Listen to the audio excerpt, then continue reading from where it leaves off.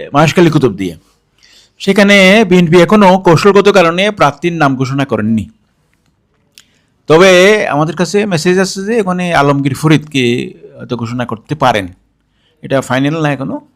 উনিও সাবেক এমপি বিএনপির, ওনার বাড়ি হলো মহেশখালী উপজেলার প্রপারে, একদম প্রপারে।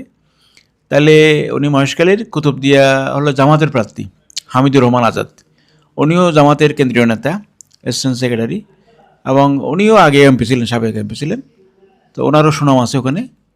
তো এখন ধরেন ওখানে যদি আলমগীর ফরিদ যদি প্রার্থী হয়, আর বিএনপির প্রার্থী আলমগীর ফরিদ, জামাতের প্রার্থী যদি হামিদুর রহমান আজাদ হন, তাহলে খেলা হবে বেশ উপভোগ্য। মানে আমরা যারা দর্শক শ্রোতা আছি, আমরা ম্যাচটা দেখে আনন্দ পাবো। তো বলা যায় না যে কে জিতবে কে হারবে, এটা বলা যায় না। তবে এটুকু বলা যায় খেলাটা হবে শ্বাসরুদ্ধকর। হয়তো এক বলে, মানে এক রানে এক বলে এরকম যে শ্বাসরুদ্ধকর খেলা দেখি, সেই অবস্থায় হচ্ছে মহেশখালী এবং কুতুবদিয়ার আসনে।